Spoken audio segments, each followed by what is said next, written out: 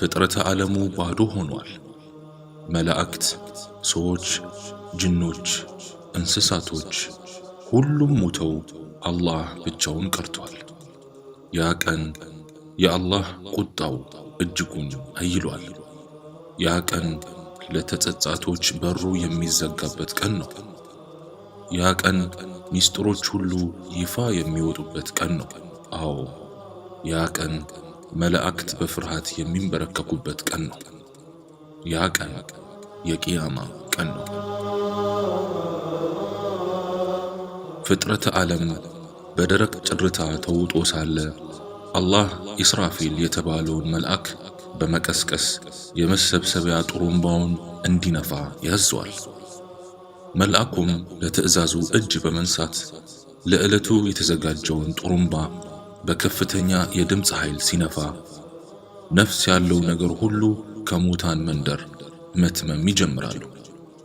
ሰዎች፣ ጂኖች፣ መላእክት፣ እንስሳት እና ሌሎችም ፍጥረታት የጥሩምባውን ድምፅ ሲሰሙ ሁሉም በያሉበት ይባንናሉ። የሰው ልጆችም በዚህ አስፈሪ ድምፅ በመበርገግ ከአደም ጀምሮ እስከ መጨረሻው ትውልድ ያለው ሁሉ ከሰውነቱ አፈር እያራገፈ ከቀብሩ መነሳት ይጀምራል። ሁሉም እርቃኑን ነው። ጫማ የለም፣ ልብስ የለም። ሁሉም ልክ እንደተወለደው ሆኖ ከቀብሩ እየወጣ መሰብሰብ ይጀምራል። ትዕይንቱ እጅጉን ያስፈራል። ሰዎች በከፍተኛ ግራ መጋባት ውስጥ ናቸው። ሁሉም ደንግጧል።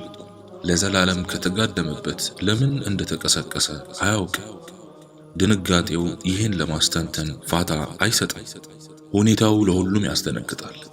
ማንም ስለማንም ማሰብም ሆነ መጨነቅ አይፈልግም። ሁሉም ራሱን ማዳን ነው የሚፈልገው። በዚህ ሁኔታ ሁሉም ፍጥረታት ከሞታቸው ከተቀሰቀሱ በኋላ ወደ አርዱል መሕሸር የመሰብሰቢያይቱ ምድር ሁሉም ይተማል። ያቺ ምድር እኛ የምናውቃት ምድር አይደለችም። ያቺ ምድር ለሒሳብ ብቻ የተፈጠረች ምድር ናት። ምንም አይነት ወንጀል በላይዋ አልተፈጸመባትም። ዚና አልተሰራባትም። ደም አልፈሰሰባትም። በቃ ንጹህ ምድር ናት። ፍጥረታት ወዴት መሄድ እንዳለባቸውና ወዴት እየሄዱ እንደሆነ ሳያውቁ ብቻ ወደዚያች ምድር በጅምላ ይነዳሉ። ከፊሉ ሰው እየጋለበ ወደዚያች ምድር ያቀናል። ሌላው በፍጥነት እየተራመደ ይሄዳል። የተቀሩትም በፊቶቻቸው እየተንከባለሉ በግዳቸው ይሄዷታል። ብቻ ሁሉም እንደየሥራው ጥራት የአካሄዱም ሁኔታ ይለያያል። ያን ቀን ማንም ማንንም ሊያናግር አይችልም። ብቻ ሁሉም ከራሱ ጋር ያወራል። ይህች ምድር እኛ ምናውቃት ናት ወይስ ሌላ ናት? አይ እሷ እንኳን አይደለችም። እሷ ብትሆንማ የታሉ ወንዞቿ? የታሉ ጋራ ሸንተረሯ? የታሉ ሸለቆቿ? በማለት እያሰላሰሉ ወደ መሰብሰቢያው ያቀናሉ። ሁሉም በማያውቋት ምድር ላይ ሆነው ዙሪያቸውን በመመልከት በፍራቻና በግርምት መሃል ሲዋልሉ ድንገት ከወደ ላይ በኩል በሚያስፈራ ሁኔታ ሰማዩ ይሰነጠቃል። ሁሉም ድንብርብሩ ይወጣል። የሰማዩ መሰንጠቅ ያስከተለው ከፍተኛና አስፈሪ ድምፅ ሁሉንም ወደ ላይ ቀና ብለው እንዲመለከቱ ያስገድዳቸዋል። አሁን የሁሉም አይን ተሰንጣቂው ሰማይ ላይ ፈጥጧል። ሰማዩ እየተሰነጣጠቀ መላእክቱን እየተሸከመ ይወርዳል። ይህ ሁኔታ ለሰው ልጆች ጉልበት አንበርካኪ ፍርሃትን ይፈጥርባቸዋል። በዚህም በመደናገጥ ሰዎች ለመላእክት እናንተ መሃል ጌታችን አለ እንዴ በማለት ይጠይቃሉ። መላእክቱም በመንቀጥቀጥ ጌታችን ጥራት ይገባው፣ እኛ መሃል የለም፣ ነገር ግን ይመጣል ይላሉ። በዚህ መሃል ሰዎች በዝምታና በድንጋጤ ተውጠው ሳለ የዓርሽ ተሸካሚ መላእክት የፍጥረት ዓለሙን ጭርታ በተስቢሕና በተህሊል እያደመቁ መውረድ ይጀምራሉ። ሁሉም መላእክት በሰልፍ ሆነው ቦታቸውን ከያዙ በኋላ አላህ በፈለገበት ዙፋኑ ያስቀምጣል። ከዚያም ከነንግስናውና ከነልቅናው ወደ ፍርድ ቦታ ይወርዳል። ያን ጊዜ ሁሉም በፍርሃት ይዋጣል።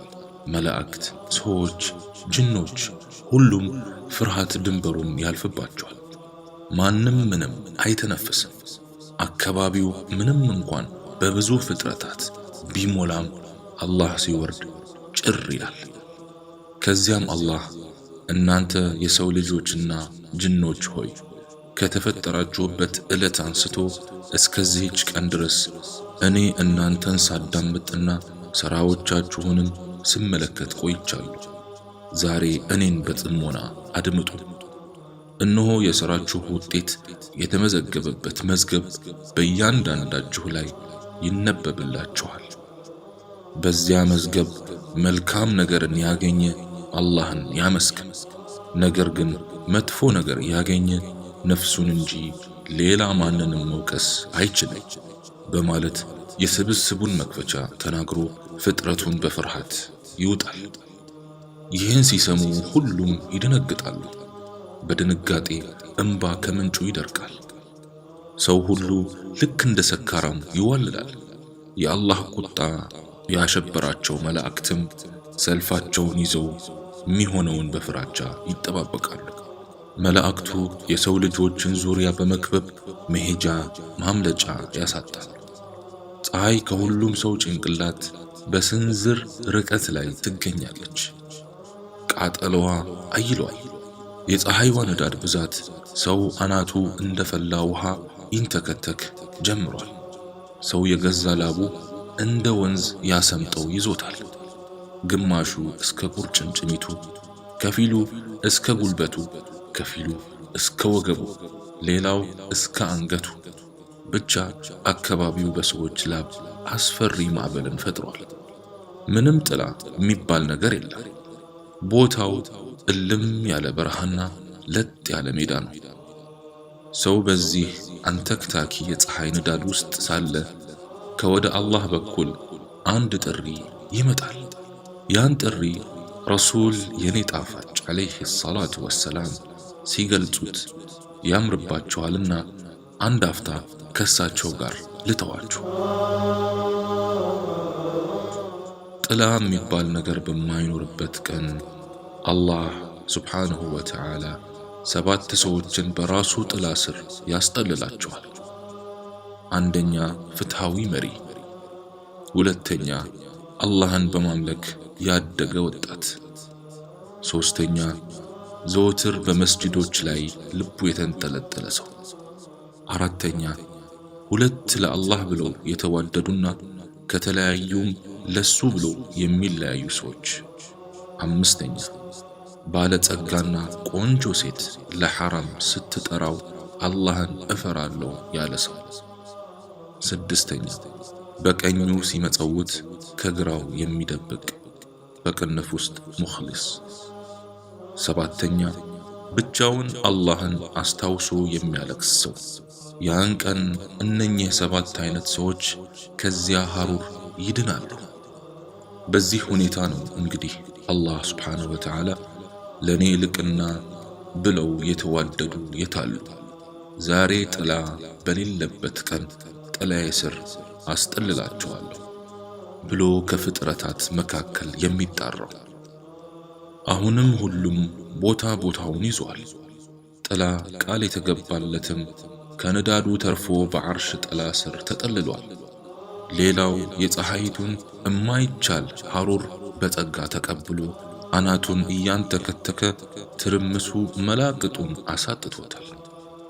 ሁሉም ሂሳብ የሚደረግበትን ሰዓት እየተጠባበቀ ነው። በዚህ ሁኔታ ነው እንግዲህ 50,000 ዓመት ህዝቡ የሚተራመሰው። አላህ ይዘንልን። ህዝቡ እያለቀሰ እየጮህና እየተተራመሰ ይህ 50,000 ዓመት ተጠናቆ ካለቀ በኋላ ሰው መላ ፍለጋ ተሰብስቦ እሪ ማለት ይጀምራል። በመጨረሻም አንድ ውሳኔ ላይ በመድረስ ሰው ሁሉ አባታቸው አደም ዘንድ በመሄድ ሒሳብ እንዲጀመርና ከዚህ መከራ ይገላገሉ ዘንድ አላህን እንዲያማልድ እንዲህ በማለት ይጠይቁታል። አደም ሆይ አንተ የሰው ልጆች ሁሉ አባት ነህ። አላህም በእጁ ነው የፈጠረህ፣ ከራሱ መንፈስም ነው በአንተ የነፋብህ። ከዚያም መላእክትን ለአንተ ክብር እንዲያጎበድዱ አዞልሃል። ታዲያ አትመለከትም እንዴ የደረሰብንን መከራና እንግልት? እባክህ ጌታህ ዘንድ በመሄድ አማልደን፣ ሂሳብ ያድርግልንና ይገላግለን። ይህን ጊዜ አደምም ጌታዬ ከዚህ በፊት ተቆጥቶ የማያውቀውንና ካሁን በኋላም የማይቆጣውን አይነት ቁጣ ዛሬ ተቆጥቷል። ከዚህ በፊት እኔም የከለከለኝን በለስ በልቼ አስቆጥቼዋለሁና ላማልዳችሁ አልችልም። ይልቁኑ ሌላ ሰው ጋር ሂዱ፣ ኑህ ጋር ሂዱ፣ ነፍሴ ነፍሴ በማለት ለራሱ መውጫ ቀዳዳ እንዳጣ ይነግራቸዋል። ከዚያ ህዝቡ በአጠቃላይ ወደ ኑህ ይተምማል። ለኑህም ኑህ ወይ አንተ የመጀመሪያው ረሱል ነህ፣ አላህም አመስጋኝ ባሪያ ብሎ ሰይሞሃል። ታዲያ አትመለከትም እንዴ የደረሰብንን መከራና እንግልት? እባክህ ጌታህ ዘንድ በመሄድ አማልደን፣ ሂሳብ ያድርግልንና ይገላግለን ይሉታል። ኑህም ዓለይሂ ሰላም ጌታዬ ከዚህ በፊት ተቆጥቶ የማያውቀውንና ካሁን በኋላም የማይቆጣውን አይነት ቁጣ ዛሬ ተቆጥቷል። እነሆ እኔ አንድ ሙስተጃብ ዱዓ ነበረች፣ በሷም ህዝቤ ላይ ዱዓ አድርጌ አስጠፍቻችኋለሁ። ወደ ኢብራሂም ዓለይሂ ሰላም ሂዱ፣ ነፍሴ ነፍሴ ብሎ ይሰናበታችኋል። አሁንም ወደ ኢብራሂም ዓለይሂ ሰላም ይሄዱና አንተ የአላህ ነቢይ፣ አንተ በምድር የአላህ ውድ ሆይ ታዲያ አትመለከትም እንዴ የደረሰብንን መከራና እንግልት? እባክህ ጌታህ ዘንድ በመሄድ አማልደን፣ ሂሳብ ያድርግልንና ይገላግለን ይሉታል። ኢብራሂም ዓለይሂ ሰላም ጌታዬ ከዚህ በፊት ተቆጥቶ የማያውቀውንና ከአሁን በኋላ የማይቆጣውን አይነት ቁጣ ዛሬ ተቆጥቷል። እኔም በህይወቴ አንዲት ውሸት ዋሽቻለሁና ነፍሴ ነፍሴ ወደ ሙሳ ዓለይሂ ሰላም ሂዱ ይላችኋል። የፀሐዩ ሐሩር ያቀለጠው መሄጃ የጠፋበትና እንግልት ያጎሳቆለው ህዝብም ሂድ ወደ ተባለበት በመሄድ አሁን ሙሳ ዓለይሂ ሰላም ጋር ደርሷል። ሙሳን ዓለይሂ ሰላም ሲያገኙትም ሙሳ ሆይ አንተ የአላህ መልእክተኛ ነህ፣ አላህም አንተን በማነጋገር ልዩ አድርጎሃል። ታዲያ አትመለከትም እንዴ የደረሰብንን መከራና እንግልት? እባክህ ጌታህ ዘንድ በመሄድ አማልደን፣ ሂሳብ ያድርግልንና ይገላግለን ይሉታል። ሙሳም ዓለይሂ ሰላም ጌታዬ ከዚህ በፊት ተቆጥቶ የማያውቀውንና ከአሁን በኋላም የማይቆጣውን አይነት ቁጣ ዛሬ ተቆጥቷል። እኔም ከዚህ በፊት ልገድላት የማትገባን ነፍስ ገድያለሁና ነፍሴ ነፍሴ ወደ ኢሳ ዓለይሂ ሰላም ሂዱ ይላችኋል። ህዝቡም ወደ ኢሳ ዓለይሂ ሰላም ዘንድ በመሄድ ኢሳ ሆይ አንተ የአላህ መልእክተኛ ነህ፣ ወደ መርየም በተነፋው መንፈስም ያለ አባት እንድትወለድ አድርጎሃል። ታዲያ አትመለከትም እንዴ የደረሰብንን መከራና እንግልት? እባክህ ጌታህ ዘንድ በመሄድ አማልደን፣ ሂሳብ ያድርግልንና ይገላግለን ይሉታል። ኢሳም ዓለይሂ ሰላም ጌታዬ ከዚህ በፊት ተቆጥቶ የማያውቀውንና ከአሁን በኋላም የማይቆጣውን አይነት ቁጣ ዛሬ ተቆጥቷል። ነፍሴ ነፍሴ ወደ ሙሐመድ ሂዱ በማለት ለራሱ መውጫ ቀዳዳ ይፈልጋል።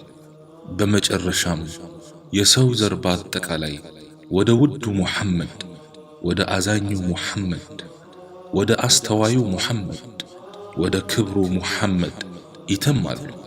ከዚያም ፍጥረቱ በአጠቃላይ ሙሐመድ ዘንድ በመምጣት አንተ ሙሐመድ ሆይ አንተ የነቢያት መደምደሚያ ነህ፣ አንተ መጪውም ያለፈውንም ወንጀልህን አላህ ይቅር ብሎሃል። ታዲያ አትመለከትም እንዴ የደረሰብንን መከራና እንግልት? እባክህ ጌታህ ዘንድ በመሄድ አማልደን፣ ሂሳብ ያድርግልንና ይገላግለን ይለዋቸዋል። ይህን ጊዜ ረሱልም ዓለይሂ ሰላቱ ወሰላም አና ለሃ ለዚህች ቀን ምልጃ እኔ የተገባሁ ነኝ በማለት የፍጥረቱን ተስፋ ያለመልማሉ። ቢአቢ አንተ ወኡሚ ያ ረሱለላህ።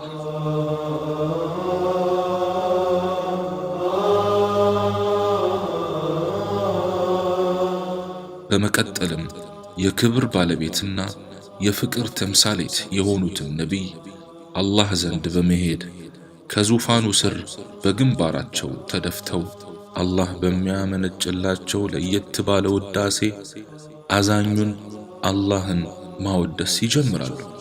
በአላህም ትዕዛዝ አንድ መልአክ ይመጣና በግንባራቸው የተደፉትን ነቢይ እጃቸውን ይዞ ቀና ያደርጋቸዋል። ቀና ሲሉም አላህ ከማወቁም ጋር ሙሐመድ ሆይ ምን ፈልገህ ይላቸዋል። ረሱልም ዓለይሂ ሰላቱ ወሰላም ያ ረቢ ለዚህ ቀን ምልጃን ቃል ገብተህልኛልና በሕዝቡ ላይ አማልደኝ፣ ሂሳቡንም ተሳሰባቸው ይሉታል። ይህን ካሉ በኋላ ወደ ቦታቸው በመመለስ እሳቸውም ከሕዝቡ ይቀላቀላሉ። የአላህ ምላሹ አልታወቀም። ፍጥረት በአጠቃላይ ፍርሃት ናላውን አዙሮታል። ሁሉም ራሱን ብቻ የሚያድንበትን መንገድ ነው የሚፈልገው። ሕዝቡ የመጨረሻ የተስፋቸው ማረፊያ ያደረጉትን ነቢይ ምላሽ በመጠባበቅ ላይ ሳሉ ድንገት ከወደ ሰማይ በኩል ድምፅ መሰማት ይጀምራል። ይህን ጊዜ ሁሉም በድንጋጤ ወደ ላይ ቀና ብሎ ሲመለከት አላህ ከዳመና በሆነ ጥላ ሲወርድ ይመለከታሉ። ያን ቀን የሱን ዓርሽ 8 ተሸካሚ መላእክትም ይዘው ይወርዳሉ። ሱብሓነከ ያ ረብ። እነዚያ መላእክት እጅግ ግዙፍ ከመሆናቸው ብዛት እግራቸው ያለው እታች 7ኛ መሬት ሲሆን ወገባቸው ሰማይ ጋር ይደርሳል። ትከሻቸው ደግሞ ዓርሹር ረሕማን ያለበት ነው። በዚህ ግዝፈታቸው ዓርሽን ተሸክሞ በሚያምር ውዳሴና ቅዳሴ የፍጥረተ ዓለሙን ጭርታ እየደመሰሱ እንዲህ እያሉ ይወርዳሉ። የልቅናና የጉልበት ባለቤት የሆነው አላህ ጥራት ይገባው። የንግስናና የፍጥረተ ዓለሙ ግዛት በእጁ የሆነው አላህ ጥራት ይገባው። ያ ለማይሞተውና ሕያው ለሆነው አላህ ጥራት ይገባው። ያ ፍጥረትን የሚያስሞትና ለራሱ ከመሞት የተጠራራው ጌታ ጥራት ይገባው። እሱ የተጠራራ ነው። እሱ ቅዱስ ነው። ያ የላቀው ፍጥረትን የሚያስሞትና ለራሱ ከመሞት የተጠራራው ጌታ ጥራት ይገባው። ይህ ውዳሴ በራሱ የቀኑን አስፈሪነት ይመለከታል። ከዚያም አላህ ጀሃነምን በ70,000 ልጓም አስጠፍሮ በማሳሰርና በእያንዳንዱ ልጓም 70,000 መላእክትን እያስጎተተ እንድትመጣ ያደርጋታል። ጀሃነምም በዚህ ሁኔታ ተፈጥራ ስትመጣ ፍጥረቱን ባየች ጊዜ ለአላህ ቁጣ በማገዝ እሷም ከፍተኛ የጩኸት ድምፅ ታሰማለች።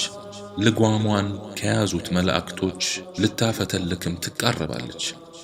ያን ጊዜ ነፍስ ያለው ነገር መላእክት፣ ሰው፣ ጂኑ ሳይቀር በእንብርክኩ ይወድቃል። ያን ሰዓት ጀሃነም ብትለቀቅ ሙእሚኑንም ካፊሩንም ጠራርጋ ታስገባ ነበር። ከዚያም ሂሳብ ይጀምራል። የሰው ልጆችና ጋኔኖች ሲቀሩ በፍጥረታት በአጠቃላይ ሂሳብ ይደረጋል።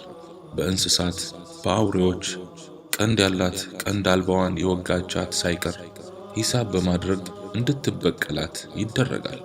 በመጨረሻም እነዚህ ሂሳብ የተደረገላቸው ፍጥረታት በአጠቃላይ አንዲት አፈር ሆኑ በምትለው የአላህ ቃል ሁሉም በቅጽበት አፈር ሆኖ ይጠፋሉ። ያን ጊዜ ከሃዲያን ምን ነው እኛም አፈር የመሆንን እድል አግኝተን አፈር በመሆን ይሄን ጭንቅ በተገላገልን በማለት ከንቱ ምኞትን ይመኛሉ። ከዚያም ሁኔታው ባህሪውን በመቀየር የሰዎችና የጋኔኖች ሂሳብ ይጀምራል። መጀመሪያ ሂሳብ የሚደረገው በደም ዙሪያ ነው። ሁሉም ገዳይ የተገዳይን ጭንቅላት ተሸክሞ ይመጣል። በዚህ ሁኔታ በፊ ሰቢልላህ ምክንያት ነፍስ የገደሉ ሙጃሂዶችም የተገዳዮችን ራስ ይዘው አላህ ዘንድ ሲቀርቡ ተገዳይም አላህን ጌታዬ ሆይ ይህ እኔን ለምንድነው የገደለኝ በማለት ይጠይቃል። አላህን ከማወቁ ጋር ለምንድነው የገደልከው በማለት ገዳዩን ሙጃሂዱን ማለት ነው ይጠይቀዋል። ገዳይ ወይ ሙጃሂዱን ጌታዬ ሆይ ልቅና ለአንተ ይሆን ዘንድ ነው የገደልኩት በማለት ይመልስለታል። አላህም እውነት ተናግረሃል በማለት የሙጃሂዱን ፊት ልክ እንደ ፀሐይ ብርሃን ኑር በማልበስ መላእክትን ወደ ጀነት እንዲወስዱት ያዛቸዋል። ከዚያም ሌላ ገዳዮችና ተገዳዮችም በሌላ ጉዳይ የተገዳደሉ ማለት ነው የተገዳዮችን ራስ በመሸከም መምጣት ይጀምራሉ። ተገዳዮችም ጌታዬ ሆይ ይህ እኔን ለምንድነው የገደለኝ በማለት ይጠይቃል። አላህም ከማወቁ ጋር ለምንድነው የገደልከው በማለት ገዳዩን ይጠይቀዋል። ገዳይም ጌታዬ ሆይ ልቅናና ለኔ ይሆን ዘንድ ነው የገደልኩት በማለት ይመልስለታል። አላህም ከስራሃል ይለዋል። ከዚያም ምድር ላይ ያለ ተገዳይ ሁሉ ገዳዩን እንዲበቀል በማድረግ ሌላ ሐቆችን በአላህ ፍትሃዊነት ወደ ቦታቸው እንዲመለሱ ይደረጋል። ይህ ከተጠናቀቀ በኋላ ከወደ አላህ በኩል አዋጅ ሁሉም ፍጥረት ይገዛው ወደ ነበረው አማልክት ይከተል የሚል ጥሪ ይመጣል። ከዚያም አንዱ መልአክ በአላህ ትእዛዝ የዑዘይርን ምስል ይላበስና በፍጥረቱ ፊት ሲቆም አይሁድ የተባለ ፍጥረት በአጠቃላይ እሱን ተከትለው ይጎርፋል። አንዱም መልአክ የዒሳን ዓለይሂ ሰላም ምስል በመላበስ ፍጥረቱ ፊት ሲቆም ክርስቲያን የተባለ ፍጥረት በአጠቃላይ ይህን መልአክ እየተከተለ መጉረፍ ይጀምራል። በዚህ ሁኔታ የዓለም ሃይማኖት ተከታዮች ጌታ ብለው የያዙት ነገር እየተመሳሰለላቸው ያን ነገር እየተከተሉ ሁሉም ይጎርፉና ሙስሊሞችና ሙናፊቆች ይቀራሉ። ሁሉም ፍጥረት አማልክቱን ተከትሎ ከተመመ በኋላ አላህ ራሱ ብቻ በሚያውቀውና በፈለገው አይነት ሁኔታ ሙስሊሞችና ሙናፊቆች ያሉበት ቦታ በመምጣት እናንተ ሰዎች ሆይ ትገዟቸው ወደ ነበሩት አማልክት አትሄዱምን ይላቸዋል። እነሱም በአላህ እንምላለን፣ እኛ ከአላህ ሌላ ጌታ የለንም፣ ከሱ ሌላም ተገዝተን አናውቅም በማለት ይመልሳሉ። አላህም ልቅናውንና እሱነቱን በሚያውቁ ሁኔታ ከታፋው ጥቂት ይገልጥላቸዋል። ሙእሚኖች ይህን በተመለከቱ ጊዜ ለጌታቸው ክብር በአገጮቻቸው በመደፋት ስጁድ ያደርጋሉ። ሙናፊቆቹም አላህ ወገቦቻቸውን በማድረቅ ለስጁድ ጎንበስ እንዳይሉ ያደርጋቸዋል። አላህ ይጠብቃል። ከዚያም ሲራጥ ይዘረጋል። ሲራጥ በጀሃነም ላይ የተዘረጋ ረጅም ድልድይ ሲሆን ድልድዩ እንደ ሰይፍ የሰላ ነው። ከታቹ ጀሃነም ትንተከተካለች። የጀሃነም አውሬዎች ከሲራጥ የሚወድቁ ሰዎችን ለመቀራመት ከድልድዩ ታች ይተራመሳሉ። ሲራጥ ማለት ሙእሚኖች ብቻ የሚያልፉበት ድልድይ ሲሆን ከሙእሚኖችም ተደናቅፎ በመውደቅ የጀሃነም አውሬዎች ሰለባ የሚሆኑ አሉ። አላህ ይጠብቃል። በዚያ ድልድይ ላይ ሁሉም የአስተላለፉ ሁኔታ እንደየኢማኑ ጥንካሬ ይለያያል። አንዳንዱ በአይን እርግብታ ድልድዩን ሲሻገር ከፊሉ በመብረቅ ፍጥነት ያህል ይሻገረዋል። ሌላው እንደ ብርቱ ገላቢ ፍጥነት ሲሻገረው ከፊሉ እንደ እግረኛ ተራምዶ ድልድዩን ያቋርጠዋል። የተቀሩት የሙእሚኖች ክፍል ደግሞ በእንብርክካቸው ሲንፏቀቁ ተከታዮቹን ከጀሃነም ወላፈን ጥቂት እየገረፋቸው ድልድዩን ይሻገሩታል።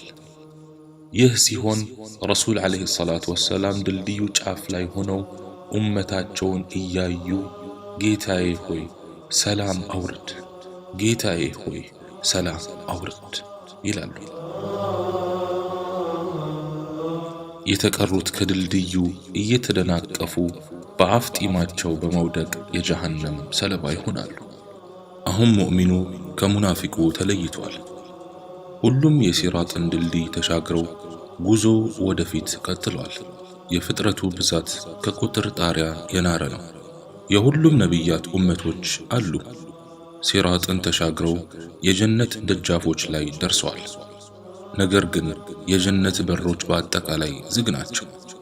ይህ የሲራጥን የጭንቅ ድልድይ በስንት መከራ የተሻገረና እፎይ ጀነት ሊገባ ነው ብሎ ተስፋ ያደረገ ህዝብ ሁሉ የጀነት በር መዘጋቱን ሲያይ አላህን ለማናገር በመፍራት ዳግም አማላጅ ፍለጋ ይጀምራሉ። እንደተለመደው ጊዜ ሁላ አደም ጋር በመሄድ ጀነት እንዲያስከፍት ይጠይቁታል። አደምም ይፈራል። ኑህ ጋር ይሄዳሉ። ኑህም አይሞክርም። ኢብራሂም ጋርም ይሄዳሉ። እሱም ፍራቻውን ይገልጽላቸዋል። ሙሳ ዘንድም ሲሄዱ እንደማይደፍር ይነግራቸዋል። ኢሳ ዘንድ ሲሄዱም በፍጹም እኔ አልችልም፣ ባይሆን ሙሐመድ ዘንድ ሂዱ ይላል። በነገራችን ላይ ረሱል ዓለይሂ ሰላቱ ወሰላም 3 አይነት ሸፋዓ ነው ያላቸው። አንደኛ ለመላው ፍጥረት ሂሳብ እንዲደረግ፣ ሁለተኛ ለጀነት መክፈቻና ሶስተኛ ለኡመቶቻቸው። አሁንም ሁሉ በሙሉ ተስፋ ሙሐመድ ዘንድ ይጎርፋሉ። ከዚያም ጀነትን እንዲያስከፍቱላቸው ይጠይቃሉ። ሐቢቢና ሙሐመድ ዓለይሂ ሰላቱ ወሰላም የጀነት በር ላይ በመቆም ማንኳኳት ይጀምራሉ። የበሩ ዘበኛ ከውስጥ በኩል ሆኖ ማነህ ይላል። እሳቸውም ሙሐመድ ነኝ ይላሉ። ዘበኛውም እንኳን ደህና መጣህ፣ አንተ ከመግባትህ በፊት ለማንም በሩን እንዳልከፍት ታዝዤ ነበር። የአንተ ኡመቶችም ጀነት ከመግባታቸው በፊት ለማንም ኡመት በር እንዳልከፍት ታዝዣለሁ ብሎ በሩን ይከፍታል። እሺ አሁን የጀነት ሰዎችን እዚህ ጀነት መግቢያ ላይ እንተዋቸውና ወደ ጀሃነሞቹ ልውሰዳችሁ። ባለፈው ሁሉም የሚያመልከውን አካል ይከተል ተብሎ ሙስሊም ያልሆኑ ከሃዲያንና አማጽያን አማልክቶቻቸውን ተከትለው ሄደዋል ብለናል ነበር። እሺ እነዚያ ሰዎች የት እንደደረሱ እንከታተላቸው። ሁሉም ከሃዲ የሚያመልከውን አማልክት ተከትሎ ሲሄዱ ያልጠበቁትን ነገር ከፊታቸው ይመለከታሉ። ጀሃነም ልትቀራመታቸው ስትምዘገዘግ በተመለከቷት ጊዜ ፊቶቻቸው በድንጋጤ ይጠቁራሉ። አይኖቻቸው ከፍራቻ ብዛት ወደ ሰማያዊነት መቀያየር ይጀምራሉ።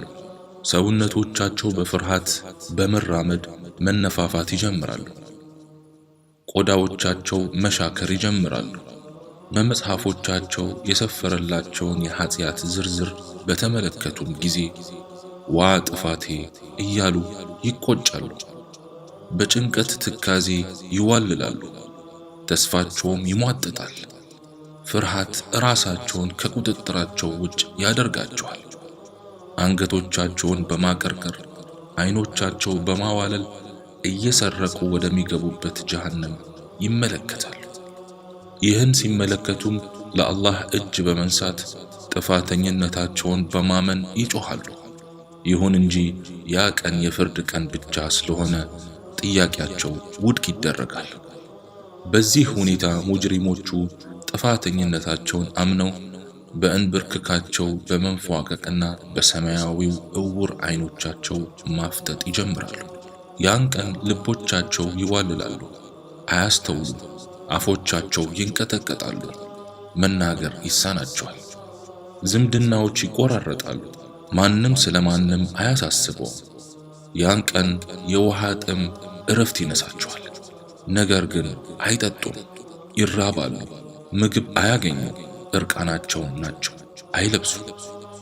በዚህ ሁኔታ ላይ ሳሉ ድንገት አላህ የጀሃነም ወታደሮችን፣ አጋዦቻቸውን፣ ሰንሰለቶችን፣ መዶሻዎችን ይዘው እንዲመጡ ሲጠራቸው ከጀሃነም በመውጣት ሰልፍ ይዘው የአላህን ትዕዛዝ ይጠባበቃሉ። ይህን ትዕይንት ሙጅሪሞቹ ሲመለከቱ በቁጭት ጣቶቻቸው መንከስ ይጀምራሉ። አይኖቻቸው እንባ ያዘንባል። በእግሮቻቸው መቆም እስኪሳናቸው ድረስ ይንቀጠቀጣሉ። ያን ጊዜ ከሁሉም ነገር ተስፋ ይቆርጣሉ።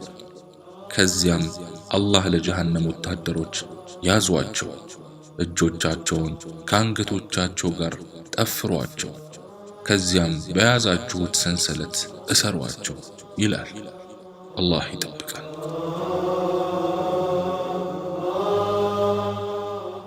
ይህን የኃያሉን ትዕዛዝ የሰሙ የጀሃነም ወታደሮችም አንዱ ሰው ላይ ለ70 ሆነው ይረባረቡበታል። እጆቻቸውን ከአንገቶቻቸው ከጠፈሩ በኋላም ወፍራሙን ሰንሰለት በአንገቶቻቸው ላይ በመጠምጠም ያንቋቸዋል። ከዚያም ግንባሮቻቸውን በመያዝ ወደ ኋላ አዙሮ ከእግሮቻቸው ጋር ሲያስሯቸው አጥንቶቻቸው ይሰባበራል። ያ አላህ! ይህ ሲፈጸምባቸው አይኖቻቸው መንሸዋረር ይጀምራል። የአንገቶቻቸውም ደም ስሮች እጅጉን ይወጣጠራሉ። የትከሻዎቻቸውም ስጋ መቃጠል ይጀምራል። ገና እኮ ጀሃነም አልገቡም። ያ አላህ! በሰውነታቸው የተጠመጠመው የሰንሰለት ግለት አናታቸውንና አንጎላቸውን ያንተከትከዋል። የሰንሰለቱ ግለት ቆዳዎቻቸውን እየላጠ መሬት ላይ በማንጠባጠብ የውስጠኛውን የቆዳውን ክፍል ወደ አረንጓዴነት ይቀይረዋል።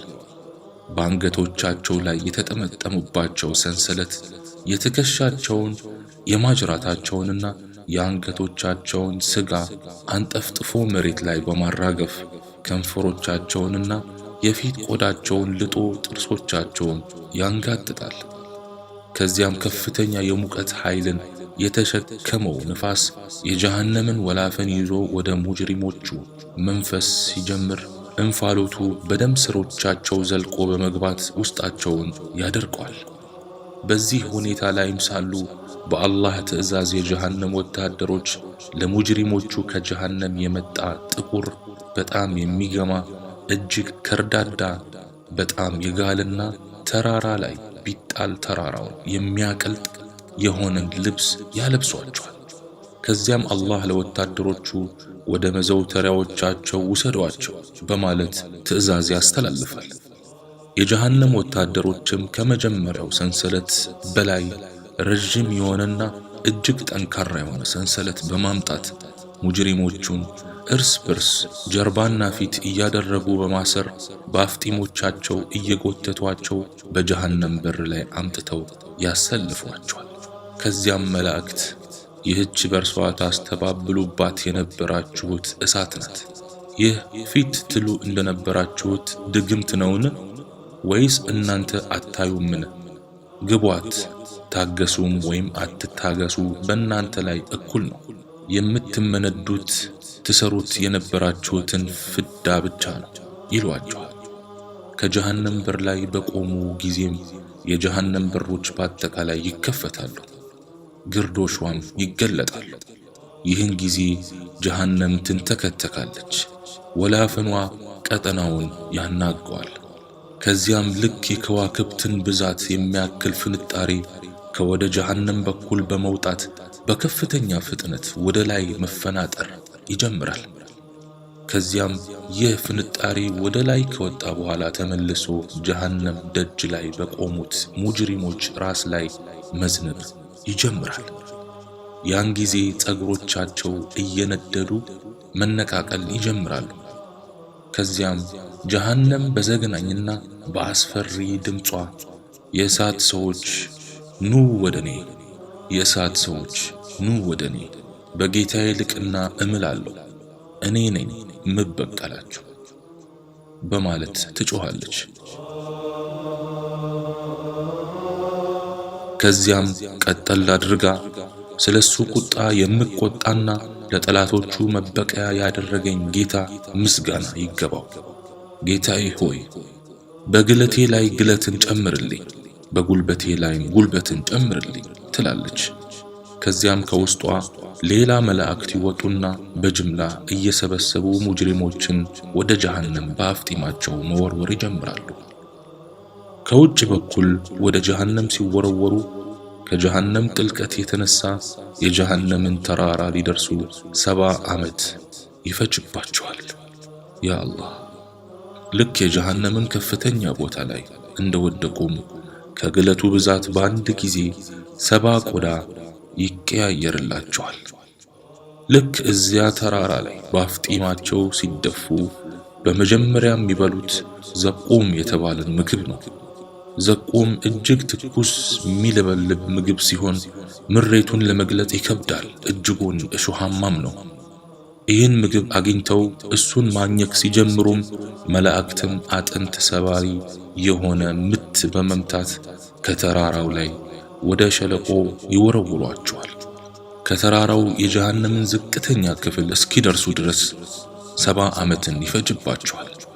ልክ ሸለቆው ላይ እንደተደፉትም ቆዳቸው ተላልጦ አሁንም 70 ጊዜ ቆዳ ይቀያየርላቸዋል። ያች እዚያ ተራራ ላይ ያኘኳት ምግብ ጉሮሯቸው ላይ በመጣበቅ ወደ ታች መውረድ ወደ ውጭ መውጣትም እምቢ ትላቸዋለች። ይህን ጊዜ የበሏት ምግብና ልባቸው ጉሮሯቸው ላይ ይጣበቃሉ። ከዚያ ውሃ እያሉ መጮህ ሲጀምሩ ከርቀት በጀሃነም ውስጥ ምንጭ ይመለከታሉ። ወደዚያች ምንጭ በመጉረፍ ለመጠጣት ሁሉም እንደ ከብት ወደ ታች ይዘቀዝቃሉ። ከምንጯ ትኩስነት ብዛት ገና ለመጠጣት ወደሷ ሲያጎነብሱ የፊቶቻቸው ቆዳ እየቀለጠ ምንጯ ውስጥ መግባት ይጀምራል። ከዚያ ግለት ራሳቸውን ለማትረፍ ቀና በማለት ላይ ሳሉም መላእክቶች እግሮቻቸውን በመያዝ እያዘቀዘቁ አጥንት ሰባሪ ምት በመምታት ወደ ጀሃነም ጉድጓድ ይወረውሯቸዋል። ይህን ጊዜ 140 ዓመት ዳግም ቁልቁል ይዘልቃሉ። ገና ጫፉን ሳይደርሱም ነበልባሏ፣ ግለቷ፣ ወላፍኗ ይገርፋቸዋል። እዚያች ቦታ ላይ ሲደርሱም ከግለቷ ብዛት 70 ጊዜ ቆዳ ይቀያየርላቸዋል። የላይኛው ምንጭ መጨረሻው የሚገኘው በዚህኛው ሸለቆ ውስጥ ነውና ይህንንም ሸለቆ ተመልክተው ለመጠጣት ሲሄዱ ውሃው እጅግ ትኩስ ነው። ልክ ወዳቸው ውስጥ እንደገባ ከግለቱና ፍላቱ ብዛት 7 ጊዜ ቆዳቸው ቀልጦ ይቀያየርላቸዋል። ከዚያም የጠጡት ፍል ውሃም የሆድ ዕቃቸውን እየቆራረጠ በመቀመጫዎቻቸው መውጣት ይጀምራል። የተቀረው ስጋዎቻቸውን እየቆራረጠ ይጥለዋል። አጥንቶቻቸውንም ያቀልጥባቸዋል። ከዚያም እያንዳንዱ መልአክ 360 ጥርስ ያለውን ግዙፍ መዶሻ ይዘው በመምጣት ፊቶቻቸውን፣ ጀርባዎቻቸውንና ጭንቅላቶቻቸውን መምታት ይጀምራሉ። በዚያ መዶሻ እየደበደቡ ወደ ሌላ ጉድጓድ ሲገፈትሯቸው እሳት ቆዳዎቻቸው ላይ መቀጣጠል ይጀምራል። የእሳቱ እንፋሎትም ከሰውነቶቻቸው መትነንም ይጀምራል። እጅና ምግልም ከሰውነቶቻቸው መፍሰስ ይጀምራል። ከዚያም አይኖቻቸው እየወላለቁ በጉንጮቻቸው ላይ ይንጠለጠላሉ። በመቀጠልም በዱንያ ይታዘዟቸው ከነበሩ ሸይጣኖችም ጋር ሁለት ሁለት እየተደረጉ ይታሰራሉ። ከዚያም እንደታሰሩ እጅግ ጠባብ ጉድጓድ ውስጥ ዋ ጥፋቴ እያሉ ይወተፋሉ። ከዚያም ዱንያ ላይ ያጠራቀሙት የነበረውን ንብረቶቻቸው በማምጣት እዚያው ጀሃነም ላይ ይግልና ሰውነታቸው በንብረቶቻቸው ይተኮሳል። ቅጣቱም ይበረታባቸው ዘንድ የሰውነታቸው መጠን እጅግ ግዙፍ ይደረጋል። አንድ የጀሃነም ሰው ቁመቱ የ1 ወር መንገድ ሲያህል የጎን ስፋቱም የ5 ቀን መንገድ ያህላል። ጭንቅላቶቻቸውም የዐቅራ ዳገትን ያክላል። ይሄ በሻም የሚገኝ ዳገት ነው። በአፎቻቸውም 32 ጥርሶች ይበቅሉላቸዋል። የታችኛው ጥርሶች ከጭንቅላቶቻቸው በኩል በስተው ሲወጡ፣ የላይኛዎቹ ደግሞ ከአገጮቻቸው በስተው ይወጣሉ። የፀጉሮቻቸው ብዛትና ጥንካሬ ደግሞ ልክ ዋርካ ይመስላል። ይህን ሁኔታ ረሱል ዓለይሂ ሰላቱ ወሰላም እንዲህ ሲሉ ይገልጹታል። ነፍሴ በእጁ በሆነችው ጌታ እምላለሁ፣ አንድ የጀሃነም ሰው እጁ ከአንገቱ ተጠፍሮ ሰንሰለቱን እየጎተተ ቢመጣና ፍጥረታት ቢመለከቱት ድንቅ መሸሽን ይሸሹ ነበር። ከዚያም ይህ የጀሃነም ግለት የክፍሎቿ ጥበትና የውስጧ እንግልት ሰዎቻቸውን ወደ አረንጓዴነት ይቀይራል። አጥንቶቻቸውም ይቀልጣል። አንጎሎቻቸውም እየቀለጠ በሰውነታቸው መፍሰስ ይጀምራል። ምግልና እዥም ሰውነታቸውን ያጠምቋል። ሰውነታቸውም እጅግ በመትላት የትሎቹ ብዛት ልክ የሜዳ አህያ ይመስላል። ለነዚያ ትሎችም ልክ የንብር አይነት ጥፍርም አላቸው።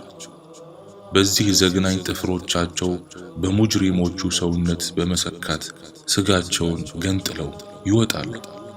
እንደ ተደናበረ አውሬ እጅግ በመጮህ እየተመላለሱ መንከስም ይጀምራሉ። ከዚያም መላእክት ይመጡና በድንጋዮችና በጠጠሮች ፊቶቻቸውን እየጎተቱ ወደ ጀሃነም ባህር ይወስዷቸዋል። ያ ባህር ርቀቱ 70 ዓመት ያስኬዳል። እዚያ ባህር ዘንድ እስኪደርሱም በእያንዳንዱ ቀን 70,000 ጊዜ ቆዳቸው እየተላላጠ ይቀየራል። ከዚያም እዚያ ባህር ዘንድ ሲደርሱም የባህሩ ወታደሮች ይቀበሏቸውና እግሮቻቸውን በመያዝ ወደዚያ ባህር ይወረውሯቸዋል። የዚያን ባህር ጥልቀት ያ የፈጠረው ጌታ እንጂ ማንም አያውቀው። በቀደምት መጽሐፍትም የዱንያ ባህር በአጠቃላይ ከጀሃነም ባህር ጋር ሲነጻጸር ልክ ከትልቅ ከባህር አጠገብ እንዳለች ምንጭ ናት ተብሎ ሰፍሯል። እኚህ ሙጅሪሞችም ልክ ባህሩ ላይ ተወርውረው ባህሩ ሰውነታቸውን ሲነካው ከማቃጠሉ የተነሳ እርስ በርስ እስካሁን የተቀጣነው ቅጣት ከዚህ ጋር ሲነጻጸር ልክ እንደ ህልም ነው ይባባላሉ። እዚያ ባህር ውስጥ ሲገቡም አንድ ጊዜ ይሰምጣሉ፣ ትንሽ ቆይቶም ይንሳፈፋሉ። ወደ ውስጥ አንድ ጊዜ ሲሰምጡ 70 ባዕ ያህል ይሰምጣሉ። እያንዳንዱ ባዕ ልክ የምስራቅና የምዕራብ ያህል ሩቅ ነው። ሞትን ቢመኙትም በፍጹም አያገኙትም። ከባህር ውስጥ ለመተንፈስ አፋቸውን አንድ ጊዜ ብቅ ሲያደርጉም በዚያች ቅጽበት 70,000 መላእክት እየተሻሙ በያዙት መዶሻ ይመቷቸዋል። አንዱም አይስቱም። አላህ ይጠብቀን። የጀሃነም ሰዎች በዚያ ስምጥ ባህር ውስጥ በስቃይና በእንግልት ረጅም ዘመናትን ካሳለፉ በኋላ የዚያ ባህር አስቸጋሪ ቆይታቸው ስጋዎቻቸውንና አጥንቶቻቸውን በማቅለጥ ነፍሳቸውን ብቻ ያስቀርላቸዋል። ከዚያም የዚያ ባህር ማዕበል በከፍተኛ ሁኔታ በመናወጥ በውስጡ ያሉትን ስፍር ቁጥር የሌላቸውን የጀሃነም ነዋሪዎች አሽቀንጥሮ ለ70 ዓመታት ያህል ካዋለላቸው በኋላ በባህሩ ዳርቻ ይከምራቸዋል። እዚያ ልክ እንደ ደሴት ያለ ቦታ ላይ ሁሉም ሲከማመሩ በዚያች ደሴት ላይ ሌላ የቅጣት አይነት አፉን ከፍቶ ይጠብቃቸዋል። ያም የቅጣት አይነት እዚያች ደሴት ላይ 70,000 ዋሻዎች አሉ። በእያንዳንዱ ዋሻ ውስጥ 70,000 ስንጥቅ አለ። እያንዳንዱ ስንጥቅ ወደ ውስጥ ርቀቱ 70 ዓመት ያስኬዳል። በእያንዳንዱ ስንጥቅ ውስጥም 70,000 ዘንዶች አሉ። የዘንዶቹ ርዝመትም 70 ክንድ ያህላል። ለእያንዳንዱ ዘንዶም 70 ጥርስ አለው። በእያንዳንዱ ጥርስ ውስጥም የመርዝ ክምችት አለ። በእያንዳንዱ ዘንዶ ስርም 1,000 ጊንጥ ይተራመሳል። እያንዳንዱ ጊንጥም 70 መቆንጠጫዎች አሏቸው። በእያንዳንዱ መቆንጠጫም የመርዝ ክምችት አለ። ልክ ከዚያ ባህር ወጥተው ወደዚህኛው ዋሻ ሲዘዋወሩ በጋለ ብረት እየተጠበሱ በየቅጽበቱ ቆዳቸው እየተብላላ ይቀያየርላቸዋል። ከዚያም እነዚያ ዘንዶችና ጊንጦች ሙጅሪሞቹን ሲመለከቱ በእያንዳንዱ ሙጅሪም ላይ 70,000 ዘንዶና 70,000 ጊንጥ ይንጠለጠልበታል። ምንም አማራጭ ስለሌላቸው ይታገሳሉ። ከዚያም ወደ ጉልበታቸው ይጠመጠማሉ። አሁንም ይታገሳሉ። ወደ ጭናቸው ላይም ይጠመጠሙባቸዋል። ይታገሳሉ። ከዚያም ደረቶቻቸው ላይ ይንጠለጠላሉ። ይታገሳሉ።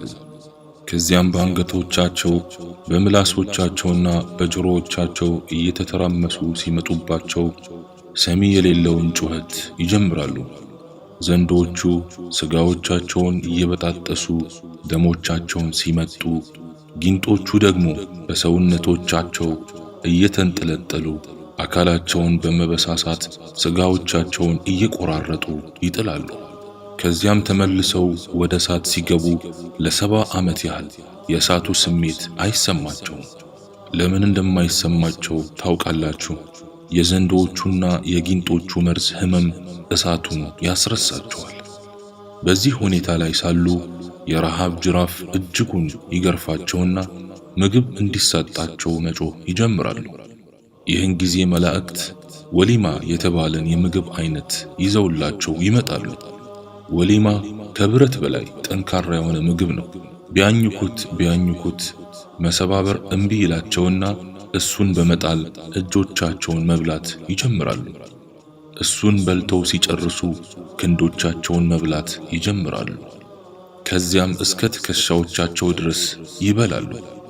ከዚያ በኋላ ያለውንም መብላት ቢችሉ ይበሉት ነበር። ከዚያም ለእያንዳንዱ ሰው ክፍል ይዘጋጅለትና እጅ እግሩ ተጠፍሮ በፊቱ እየጎተቱት ክፍሉ ያስገቡታል። እጁን በልቶ የለም እንዴት ይታሰራል እንዳትሉ ለቅጣት ምቹ ይሆን ዘንድ በየቅጽበቱ ነው ሰውነታቸው የሚታደሰው። ለሁሉም ክፍል የሚዘጋጅላቸው እንደየስራቸው መጠን ነው። ከነሱ ውስጥ የክፍሉ ርዝመት 1 ወር የሚያስኬድም አለ። የክፍሉ ስፋትም እንደዚያው ነው። የዚያ ክፍል ውስጥ እሳት በከፍተኛ ሁኔታ ትፋፋማለች። በሷ የሚገባውም አንድ ሰው ለብቻው ነው። በዚያች ክፍል ውስጥ ቆሞ የሚቀጣ አለ፣ ቁጭ ብሎም የሚቀጣ አለ፣ በእንብርክኩም እየተንፏቀቀም የሚቀጣ አለ፣ በሆዱ ተደግፎም የሚቀጣ አለ። ይሁን እንጂ እነዚህ ሰፋፊ ክፍሎች ለተቀጪዎቹ ከቀስት መሽሎኪያ በላይ ነው የሚጠባቸው። በዚያች ክፍል እሳት እስከ ቁርጭምጭሚቱ የሚይዘውም አለ፣ እስከ ጉልበቱም የሚይዘው አለ፣ እስከ ጭኑም የሚይዘው አለ፣ እስከ እምብርቱም የሚይዘውም አለ፣ እስከ ደረቱም የሚይዘው አለ። አንድ ጊዜ እየተንሳፈፈ ሌላ ጊዜ የ70 ዓመት ርቀት ወደ ታች የሚሰምጥም አለ። አላህ ይጠብቀን። ከዚያም እያንዳንዱ ሰው ከቀሪኑ ወይም ቁራኛው አንድ ላይ እንዲደበል ይደረጋል። ከዚያም እጅግ ምሬትን የቀላቀለ ለቅሶን በማልቀስ እንባቸውን ካዘነቡ በኋላ ደም ከዓይናቸው መጉረፍ ይጀምራል። ያ አላህ፣ እነሱ ሲያለቅሱ በእንባቸው ላይ መርከብ ቢቀመጥ ያንሳፍፈው ነበር።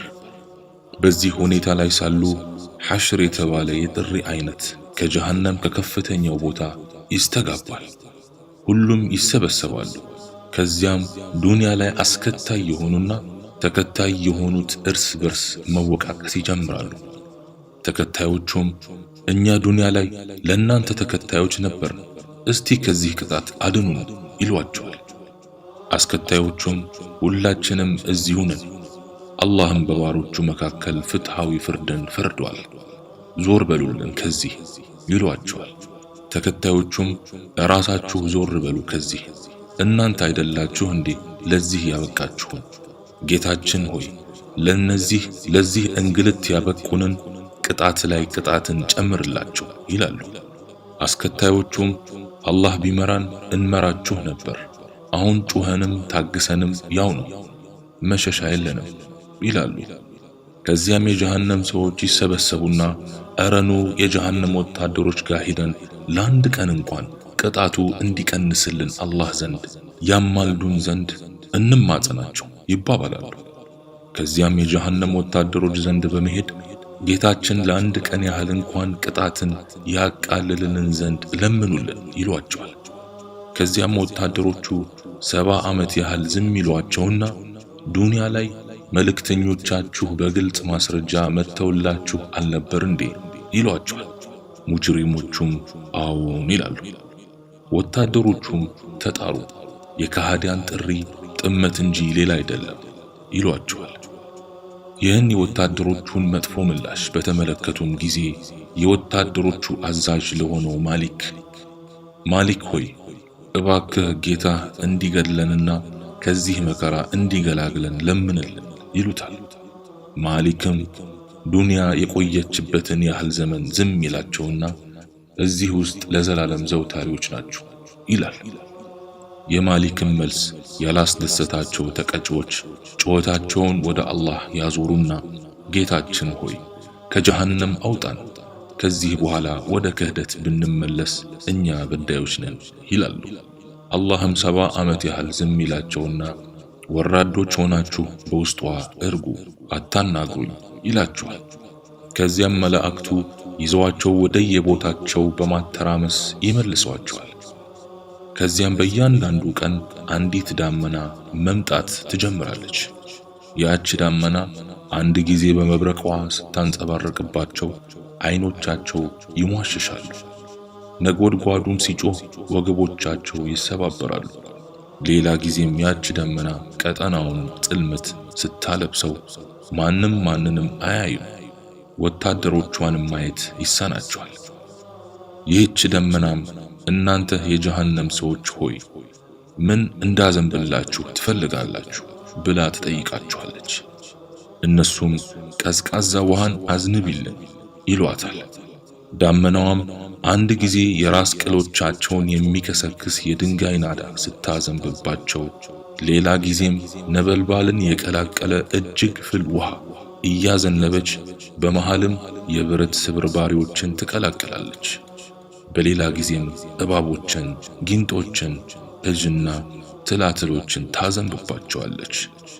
ይህን ጊዜ ጀሃነምም በሙቀቷ ላይ ሙቀትን፣ በጩኸቷም ጩኸትን፣ በቁጣዋም ቁጣን እየጨመረች ለጌታዋ ጠላቶች ድግሱን ታደምቅላቸዋለች። በዚህ ሁኔታ ለዘላለም ሕይወታቸውን ይገፋሉ። ቅጣቱም በእነሱ ላይ ዘውታሪ ይሆናል።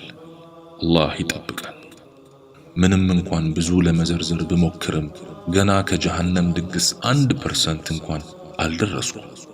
ይህ ለኔም ለናንተም ከበቂ በላይ ሲሆን በጀሃነም ፍራቻ የደነገጠች ነፍሳችንን በጀነት ጉጉት ልናስዋልላት ይገባልና በቀጣዩ ክፍል ስንገናኝ ኢንሻአላህ ስለ ጀነት ሰዎች እናወራለን። በባለፈው ዳሰሳችን የጀነት ሰዎችን በር ላይ አቁመናቸው አይደል ወደ ጀሃነሞቹ ይሄድነው። በሉ አሁን ጉዞ ወደ ጀነት። መቼም አንመለስም በዚሁ ዙር። ግን ጀነት በር ላይ ያሉ ሰዎች ጀነት ከመግባታቸው በፊት ጀነት ምን እንደሆነችና ለአንድ ሰው የተዘጋጀውን ቀድመን እኛ እንግባና እኔ በሉኑ ሁላችንም። ጀነት አእምሮ አሰላስሎ ሊገምት የማይችለው አይነት ውብና በአላህ እጆች የተገነባች የፈጣሪ ድንቅ የምህንድስና አሻራ ያረፈባት ምርጥ ሀገር ናት። ጀነት የሚገባ ሰው ቁመቱ ልክ እንደ አባቱ አደም 60 ክንድ ነው ወይም 30 ሜትር። ለአንድ ሰው የተዘጋጀለት ጀነት ስፋቱ እንደየደረጃው ቢለያይም የመካከለኛው ጀነት ስፋት ልክ የመሬትንና የሰማይን ስፋት ያህላል። አስተውሉ እንግዲህ ይህ ለአንድ ሰው ነው። የጀነት መሬቱ ከወርቅ የተሰራ እብነ በረድ ሲሆን የአፈሯን መዓዛ እንደ ሚስክ ያውዳል። ብሎኬቱ ከአልማዝና ከወርቅ ቅልቅል የተሰራ ሆኖ የብሎኬቱ ማያያዣም ዛዕፈራንና ሚስክ ነው። ጀነት እንደ ግዝፈቱና ስፋቱም ሁላ በውስጡም ትልቅ ቤተ መንግሥት አለ። እዚያ ቤተ መንግሥት ውስጥ ሲገባ በውስጡ ሌላ 70 ቤተ መንግሥቶች አሉበት። በእያንዳንዱ ቤተ መንግሥት ውስጥ 70 ውብ ቤቶች ይገኛሉ። እዚያ ውስጥ ያሉ ቤቶች ከከበሩ ድንጋዮችና ከአልማዝ የተሰሩ ሲሆን የእያንዳንዱ ቤት ቁመቱ ከመሬት እስከ ሰማይ ያህልና የጎኑ ስፋትም እንደዚያው ነው። በእያንዳንዱ ቤት 4000 መስኮቶች ይገኛሉ። እያንዳንዱ ቤት ውስጥም ከአልማዝና ከተለያዩ ማስዋቢያዎች የተሰሩ አልጋዎች ሲኖሩ ምንጣፋቸውም ከሐር የተሰራ ነው። ከአልጋው በስተቀኝና በስተግራ በኩል 4000 ከወርቅ የተሰሩ ወንበሮች አሉ። የወንበሮቹ እግሮችም ከቀያይ አንጸባራቂ አልማዝ የተሰሩ ናቸው። በዚያ አልጋ ላይ ብቻ 70 ፍራሾች ሲገኙ የእያንዳንዱ ፍራሽ መልኩ ይለያያል። የትኛውም ሌላኛውን አይመስልም። ለጀነቲቱ ባለቤት ከሐር የሆነና አረንጓዴ እጅግ ማራኪ ልብስ ተዘጋጅቶለታል። ለትከሻውም ከተለያዩ ከወርቅ አይነቶችና አልማዞች የተሰራ ጌጥ ተዘጋጅቶለታል። ለሰውየውም ለጭንቅላቱ ከወርቅ የተሰራ አንጸባራቂ ዘውድ ተዘጋጅቶለት በዚያ ዘውድ ላይም 70 ማዕዘናት ይኖሩታል። በእያንዳንዱ ማዕዘን ላይ አንዲት ድንቅ ጌጥ ትደረጋለች። ያች ድንቅ ጌጥ ምድር ላይ ብትወርድ የዱንያ ንብረት ተሰብስቦ የሷን ዋጋ አያወጣም። ለእጁ 3 አምባሮች ይዘጋጁለታል፣ ከወርቅ፣ ከአልማዝ፣ ከሉል። እንደዚሁም ለእግሩና ለእጁ ጣቶች የወርቅና የአልማዝ ቀለበት ይዘጋጅለታል። በፊት ለፊቱም 10,000 አገልጋዮች ይሰለፋሉ። እነዚያ አገልጋዮች መቼም አያረጁ፣ ሁሌም ውብ ናቸው። እንዲህ እያልኩ ሳወራ ለወንዶች ሙስሊሞች ብቻ እንዳይመስላችሁ፣ ለሴቶችም ጭምር ነው። ለንግግር ይመች ዘንድ ነው በአንድ ጾታ የተጠቀምኩት። በቀይ አልማዝ የተሰራ ጠረጴዛም ይዘጋጃል። ያ ጠረጴዛም ስፋቱ 1.6 ኪሎ ሜትር ሲያህል፣ ርዝመቱም እንደዛው ነው። የኪታቡ ነስ 1 ማይል ነው የሚለው ለናንተ ይመች ዘንድ በኪሎ ሜትር ቀይሬዋለሁ። በዚያ ጠረጴዛ ላይም 70,000 ሳህኖች ሲኖሩ ሳህኖቹም ከወርቅና ከአልማዝ የተሰሩ ናቸው። በእያንዳንዱ ሳህንም 70 አይነት የምግብ አይነት ሲኖር የትኛውም ከየትኛውም ጣዕሙ መልኩም አይመሳሰልም። ምናልባት ያ ሰው ከነዚህ ምግቦች እየተመገበ ሳለ ድንገት ሊጎርስ በሆነበት ሁኔታ ላይ የተሻለ ምግብ ቢያምረው ያ በእጁ የያዛት ጉርሻ በቅጽበት ወደ አማረው የምግብ አይነት ትቀየራለች። በፊት ለፊቱም ኻዲሞቹ በእጆቻቸው ከአልማዝና ከወርቅ የተሰሩ ኩባያዎችንና ሳህኖችን ይዘው ይቆማሉ። በእነዚያ ኩባያዎች ኸምርና ውሃ አለበት። ኸምር ሲባል በአዱንያ ላይ እንደምናየው አስካሪ መጠጥ አይደለም፣ ሌላ አይነት ነው። አላህም ለሰውየው የ40 ሰው አቅም ይሰጠውና ከእያንዳንዱ የምግብ አይነት በሚገባ በልቶ ሲጠግብ ካዲሞቹ የፈለገውን አይነት መጠጥ ይቀዱለታል። ያን መጠጥ ሲያበቃ አላህም 10,000 እጥፍ የምግብ ፍላጎት ይከፍትበታል። አሁንም ልክ የቅድሙን ያህል ዳግም እየጣፈጠው ይመገብና ዳግም ይጠጣል። ምግቡንም ካበቃ በኋላ ከበር በኩል ግዙፍ የሆነ የወፍ መንጋ ይገባና በሰውየው ዙሪያ እያዜሙ እንዲህ ይላሉ፣ አንተ የአላህ ወዳጅ ሆይ እኔን ተመገበኝ። እኔ እኮ እንዲህ በተባለ በጀነት ማሳ ውስጥ እንዲህ የተባለን መጠጥ እየጠጣው ነው ያደግኩት። ከዚያም ሰውየውም ያማረውን እየመረጠ መብላት ይጀምራል። ጀነት ውስጥ 4 ጅረቶች ይገኛሉ። አንደኛው ንጹህ ውሃ፣ ሁለተኛው ወተት፣ ሶስተኛው ማር፣ አራተኛው ኸምር የማያሰክር። እነዚህን መጠጦች ሰውየው ከመጠጣቱ በፊት በመረጠው መጠጥ ላይ 4 መበረጃዎች ይበረዙበታል። አንደኛው ዝንጅቢል እንዳይመስላችሁ፣ ሁለተኛ ተስኒም፣ ሶስተኛ ካፉር። እነዚህን መጠጦች ሲጠጡ አላህ የተለያዩ መጠጦችን እንዲጠጡ ባይወስን ኖሮ ሰውየው በአፉ ኩባያውን ደቅኖ ይቀር ነበር ከጥፍጥናው ብዛት። ጀነት ውስጥ እጅግ በጣም ለቁጥር አዳጋች የሆነ የዛፍ ብዛት አለ። አንዷ ዛፍ የጥላዋን ስፋት 500 ዓመት ፈረሰኛ ቢጋልበው አያቋርጠውም። ያች ዛፍ ፍሬዎቿ ከቅቤ በላይ ለስላሳ ሲሆኑ ጥፍጥናቸውም ከማር ይበልጣል።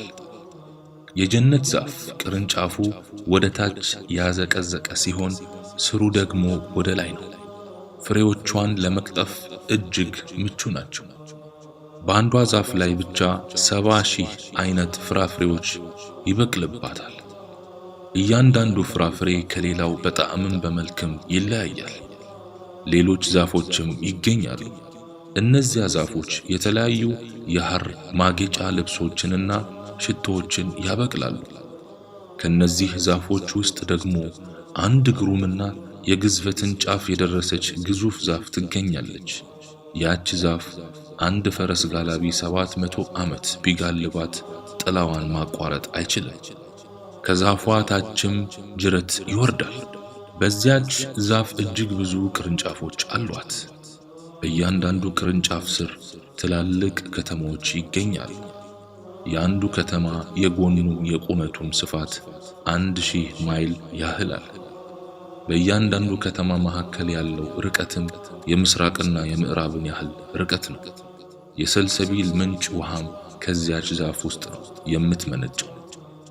የዚያች ዛፍ አንዲት ቅጠል ብቻ እጅግ ብዙ ህዝቦችን ማስጠለል ትችላለች።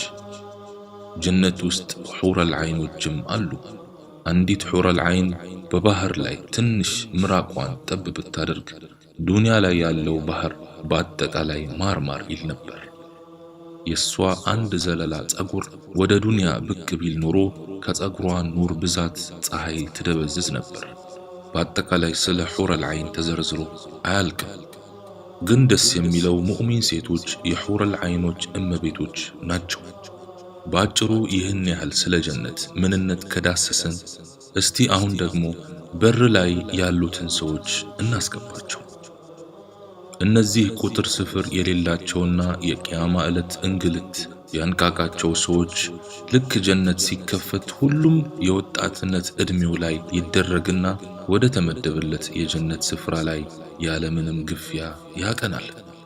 ከዚያም ሁሉም ቦታውን ከያዘ በኋላ ለሁሉም በሚሰማ መልኩ የጀነት ሰዎች ሆይ ቤቶቻችሁን ወዳችኋልን የሚል ጥሪ ከወደ ላይ በኩል ይመጣል።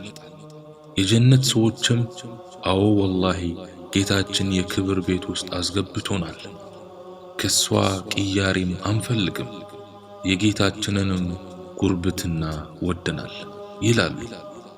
ከዚያም አላህ እናንተ የጀነት ሰዎች ብሎ ይጠራቸዋል። እነሱም አቤት ጌታችን ክብር ይገባ ይላሉ። አላህም ወደዳችሁት ይላቸዋል። እነሱም እንዴት አንወደውም፣ ከፍጥረትህ ለማንም ያልሰጠኸውን ለኛ ሰጥተህናል ይላሉ። አላህም ከዚህ የተሻለ ልስጣችሁ ይላቸዋል። እነሱም ከዚህ የተሻለ ምን አለ ይሉታል። አላህም ውዴታዬን እናንተ ላይ አሰፍናለሁ፣ በፍጹም በእናንተ አልቆጣባችሁም ይላቸዋል። ከዚያም አክለው ጌታችን ሆይ ፊትህን ማየት እንፈልጋለን፣ ናፍቀንሃል፣ የኛም ትልቁ ምንዳችን ያንተን ፊት ማየት ነው ይላሉ። ጀነት ውስጥ ዳሩ ሰላም የተባለች ቦታ አለችና አላህም ለዚያች ቦታ ጌጣጌጥሽን ይዘሽ ተዋቢ፣ ለባሮቼ ጉብኝት ቦታዎችሽንም አስውቢ ይላታል። ዳሩ ሰላምም ለጌታዋ ትዕዛዝ እጅ ነስታ ትዋባለች። ከዚያም አላህ ህዝቡን ወደ ዳር ሰላም እንዲጠራ አንድን መልአክ ያዘዋል። ይህም መልአክ ከአላህ ዘንድ በመውጣት በማራኪና በተረጋጋ ድምፅ እናንተ የአላህ ወዳጆች የጀነት ሰዎች ሆይ ኑ ጌታችሁን ዘይሩት ብሎ ይጠራል። ያ አላህ ያ አላህ። ከዚያም ሁሉም በተዋቡ ዙፋኖች ሆነው በነፋስ እየተንሳፈፉ ወደ ዳሩ ሰላም ይተማሉ። በሩ ላይም ሲደርሱ ከጌታችን የሆነ ሰላም በእኛ ላይ ይሁን ይላሉ። ከዚያም ይፈቀድላቸውና ወደ ውስጥ ይገባሉ። ከዚያም ከዓርሽ ታች በኩል መሲራ የተባለች ንፋስ መታ ታውዳቸዋለች። ከዚያም ወደ ውስጥ ዘልቀው ሲገቡ የጌታችንን የአላህን ዓርሽ ይመለከታሉ። ዓርሹ በኑር እያብለጨለጨና እያንጸባረቀ አሸብርቋል። ሰዎቹም ጌታችን ጥራት ይገባህ፣ አንተ የተቀደስክ ነህ፣ የመላእክትና የመንፈሱም ጌታ ነህ። ጌታችን አንተ የተባረክ ስትሆን የላክም ነህ፣ ፊትህን ግለጽልን እንይህ ይላሉ። ከዚያም አላህም ከኑር የተሰራውን ግርጆ ተገለጪ ይላል። ግርጆዋም ትገለጣለች። አንዱ ብርሃናማ ግርጆ ሲገለጥ ቀጣዩ ግርጆ ብርሃን የመጀመሪያው 70 እጥፍ ያህላል። አንዱ ግርጆ ሲገለጥ የብርሃኑ ድባብም አካባቢውን ሲያሸበርቅ ሰውም ኑሩን መቋቋም አቅቷቸው ስጁድ ሲደፉ 70 ግርጆች ይገለጣሉ። ይህን ጊዜ አላህ ብቅ ይላል። ሱብሓነከ ያ አላህ ሱብሓነከ ያ መውላና። አላህን ሱብሓነሁ ወተዓላ ለማየት ይወፍቀን። እነሱም ልክ አላህን እንደተመለከቱትም ለረጅም ዘመናት ስጁድ ላይ ይደፋሉ። ስጁድ ላይ ሆኖም አንተ የተጠራራህ ነህ፣ ምስጋና ይገባህ፣ ጥራት ላንተ ለዘላለም ይገባህ። ከእሳት አድነህን ጀነትን አስገብተህናል። ምንኛ ያማረ ቤት ነው፣ መውደድን ሁሉ ወደናል፣ አንተም ውደደን ይላሉ። አላህም እኔም መውደድን ሁሉ ስለእናንተ ወድጃለሁ። አሁን የሥራ ወይም የአምልኮ ጊዜ አይደለም፣ ነገር ግን ይሄ የደስታ ቅጽበት ነው። የፈለጋችሁትን ጠይቁኝ እሰጣችኋለሁ፣ የፈለጋችሁትንም ተመኙ እጨምርላችኋለሁ ይላችኋል። ይህን ጊዜ ምንም ሳይናገሩ በውስጣቸው አላህ ይህን ኒዕማ እንዲያዘወትርላቸው ይመኛሉ። አላህም የተመኛችሁትን ሁሉ እሰጣችኋለሁ፣ እንደውም በሰጠዋችሁ ያህል እጥፍ እደርብላችኋለሁ ይላቸዋል። ከዚያም ሰዎቹ በስጁድ የተደፋውን ጭንቅላታቸውን ሲያነሱ የአላህ ኑር ወደፊቱ እንዳይመለከቱ ያንጸባርቅባቸዋል። ከዚያም አላህም ባሮቼ፣ ጎረቤቶቼ፣ ምርጦቼ፣ ወዳጆቼ፣ ውዶቼ፣ ከፍጥረቴ ምርጦች፣ ታዛዦቼ እንኳን ደህና መጣችሁ ይላችኋል።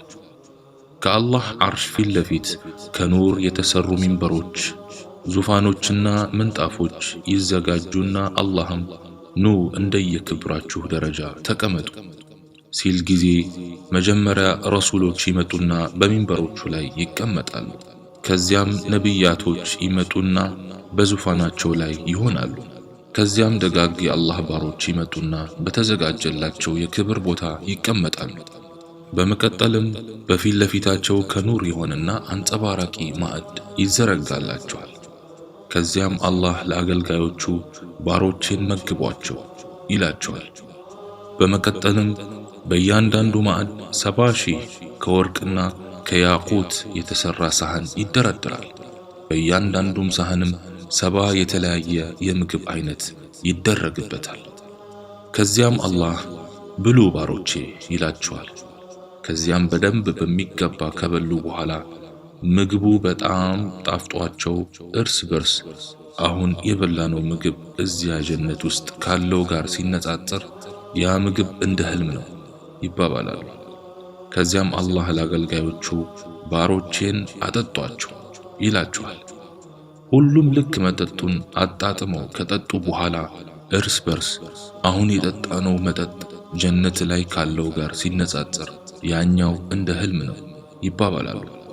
ከዚያም አላህም ለኻዲሞቹ ባሮቼን አብልታችኋቸዋል፣ አጠጥታችኋቸዋል፣ አሁን ደግሞ ፍራፍሬ አምጡላቸው ብሎ ያዛቸዋል። ከዚያም የጥፍጥናው ስሜት የእግር ጥፍር ድረስ የሚደርስን አይነት ጣፋጭ ፍራፍሬ ያቀርቡላቸውና እሱንም በልተው ሲያበቁ እርስ በርስ አሁን የበላነው ፍራፍሬ ከጀነቱ ጋር ሲነጻጸር ያኛው ልክ እንደ ህልም ነው ይባባላሉ። አላህም ለኻዲሞቹ ባሮቼን አብልታችኋቸዋል፣ አጠጥታችኋቸዋል፣ ፍራፍሬም መግባችኋቸዋል፣ አሁን ደግሞ ልብስ አምጡላቸው፣ አስውቧቸው፣ አስጊጧቸው ይላቸዋል።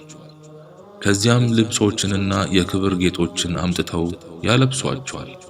ይህን ጊዜ እርስ በርስ ይህ ልብስ ጀነት ውስጥ ካለው ጋር ሲነጻጸር ያኛው እንደ ህልም ነው ይባባላሉ።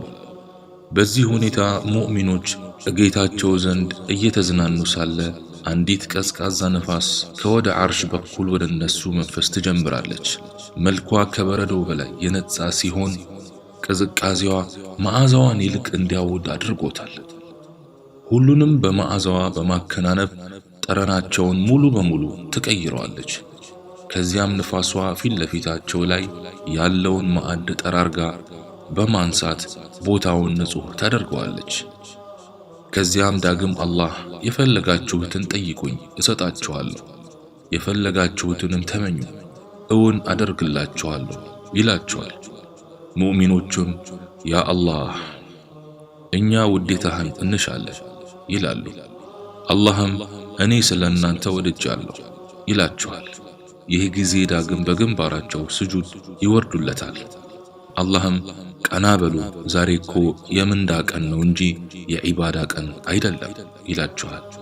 ይህን ጊዜ የአላህ ኑር ፊታቸው ላይ እያንጸባረቀባቸው ኑር ሆነው ቀና ይላሉ። አላህ አያይዞም አሁን ወደ የቤቶቻችሁ ሂዱ ይላቸዋል። እነሱም ከአላህ ዘንድ ወደ የግዛታቸው ሊሄዱ ሲወጡ የሁሉም አገልጋይ በር ላይ መጓጓዣዎቻቸውን ይዘው ይቀበሏቸዋል። ከዚያም በ70,000 ውብ አጃቢዎቻቸው ታጅበው ወደ የግዛታቸው ያቀናሉ። ሰውየው ጀነትን ሲደርስም ከፍተኛ የሆነ አቀባበል ይደረግለትና ልክ ወደ ውስጥ ዘልጎ ሲገባ ሚስቱ ውዴ በውበት በጌጥ በመዓዛና በብርሃን ተሸልመህ መጣህሳ ዛሬ እንኳን አልላቀቀም ትለዋለች። ይህን ጊዜ መላእክት አዋጅ የጀነት ነዋሪያን ሆይ እስከ ዘላለም በዚህ ጸጋ ተደሳቾች ናችሁ በማለት ይጣራሉ። ከዚያም አንድ መልአክ በተለያዩ የክብር ልብሶች አሸብርቆ ይመጣና ጀነት መግቢያ ላይ በመቆም ለዘበኛው ወደ አላህ ወዳጅ ልገባ ፈልጌ ነበር ትፈቅድልኛለህ ብሎ ሲያስፈቅደው ዘበኛውም ወላሂ እሱን ደርሼው ማስፈቀድ እኔ አይቻለኝም፣ ነገር ግን ከዚህ ቀጣይ በር ላለው ዘበኛ መልእክትህን እንዳደርስልህ ልነግርልህ እችላለሁ ይልና ለቀጣዩ ዘበኛ ፍቃድ እንዲጠይቅ መልእክት ያስተላልፋል። ቀጣዩም ዘበኛ ለሚከተለው እያስተላለፈ መልእክቱን በ70 ዘበኞች አማካኝነት ሲወርድ ሲዋረድ የጀነቱ ሰውየው ጋር ካለው ዘበኛ ዘንድ ይደርሳል። ዘበኛውም ለሰውየው አንተ አላህ ወዳጅ ሆይ የልቅና ባለቤት የሆነው የአላህ መልእክተኛ አንተ ዘንድ ሊገባ እያስፈቀደ ነው ይለዋል። ከዚያም ይፈቀድለትና መልአኩም ወደ ሰውየው ዘልቆ በመግባት ሰውየው ፊት ይቆምና ሰላም ባንተ ላይ ይሁን አንተ የአላህ ወዳጅ፣ የልዕልና ባለቤት የሆነው አላህ ስላንተ ወዳጅ ሲሆን ሰላምታ ልኮልሃል ይለዋል። የሰው ልጅ ጀነት ውስጥ ሲገባ ሞት አያገኘውም እንጂ ቢያገኘው ኑሮ ያን ቀን በደስታ ፈንድቶ ይሞት ነበር። ረሱል ዓለይሂ ሰላቱ ወሰላም ጀነት ውስጥ ተቀምጠው ሳለ ጅብሪል ይመጣና ሙሐመድ ሆይ ወንጀለኛ ኡመቶችህ ከሚቀጡበት የጀሃነም ክፍል ነው አሁን የመጣሁት፣ ኡመቶችህም ሰላምታ ልከውልህ አክለውም ሁኔታችን እጅጉን ከፍቷል፣ ቦታችን እጅግ ጠቦናል ብለውሃል ይላቸዋል። ረሱል ዓለይሂ ሰላቱ ወሰላም ጀነትም ገብተው ሁኔታችን አያስችላቸውምና ብድግ ብለው ዓርሽ ስር በመሄድ በግንባራቸው ተደፍተው አላህን በድንቅ ውዳሴ ያወድሱታል። አላህም ሙሐመድ ሆይ ራስህን ቀና አድርግ፣ ጠይቅ ይሰጥሃል፣ አማልድ ትማለዳለህ ይላቸዋል። እሳቸውም ያ አላህ ከኡመቴ ወንጀለኞቹ ቅጣትህ በእነሱ ላይ ተፈጻሚ ሆኖባቸዋል፣ እባክህ አማልደኝ ይሉታል። አላህም ሙሐመድ ሆይ ያንተን አማላጅነት ተቀብያለሁ፣ ወደ ጀሃነም ሂድ፣ ላኢላሃ ኢላላህ ያለን ሰው ሁላ ከውስጧ አውጣ ይላቸዋል። እሳቸውም ጉዞ ወደ ጀሃነም ያቀናሉ። እዚያ ሲደርሱም የጀሃነም ወታደሮች አዛዥ የሆነው ማሊክ እሳቸውን ሲያይ ለክብራቸው ብድግ ብሎ ይቀበላቸዋል። እሳቸውም ማሊክ ሆይ ወንጀለኛ ኡመቶቼ እንዴት ናቸው ይሉታል። ማሊክም ምንኛ አስከፊ ሁኔታ ላይ ናቸው፣ ቦታዎችስ ምንኛ ጠቧቸዋል በማለት ያሉበትን ሁኔታ ይነግራቸዋል።